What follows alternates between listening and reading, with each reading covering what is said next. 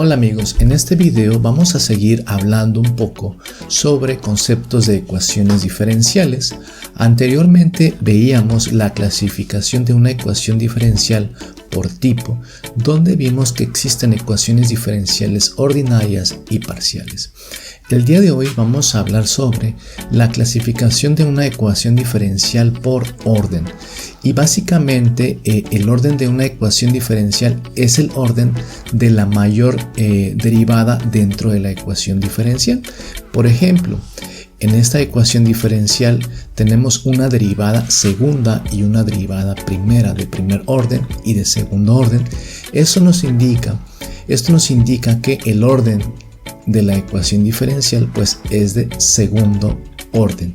Es de segundo orden esta ecuación diferencial porque es el orden de la mayor derivada dentro de la ecuación.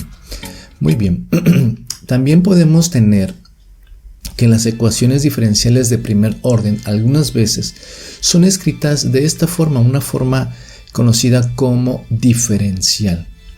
Tenemos una función que depende de x y y por el diferencial de x, más una función n, por decirlo así, que depende de x y y por el diferencial de y.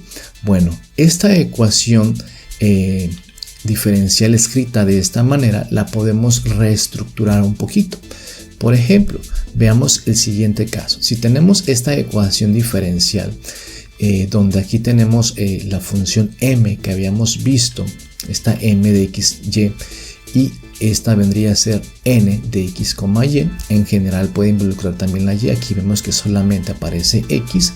Bueno, esta ecuación la podemos reescribir de manera que nos parezca un poquito más sencilla, más habitual. Por ejemplo, si la variable y es la variable dependiente, entonces significa que x es la independiente y podemos multiplicar toda la ecuación por 1 entre dx. ¿Okay?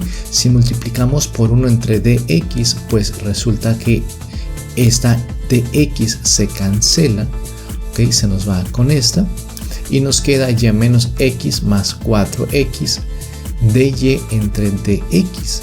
¿Sales? Entonces, de esta manera, pues esta ecuación ya tiene la forma que hemos estado trabajando, y escrita en la notación de primas, pues queda como 4xy' más y, donde esta y es esta precisamente, y este menos x lo hemos pasado del lado derecho. ¿Sales? Muy bien. También tenemos otro concepto que se le conoce como la forma general de una ecuación diferencial. Simbólicamente, una ecuación diferencial se puede escribir de esta manera, donde se involucra la variable independiente, la dependiente y sus derivadas. En este caso, estamos viendo la forma general de una ecuación diferencial con n derivadas, donde se está utilizando la notación de las primas. Entonces podemos decir que f es una función con valores reales de n más 2 variables. ¿Por qué? Porque son n derivadas más x y y. Entonces sería n más 2 variables.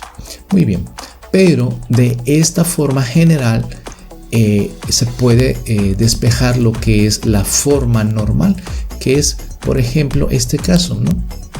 Que es la forma más tradicional de las ecuaciones diferenciales. Entonces, de la forma general, nosotros despejamos la derivada de mayor orden.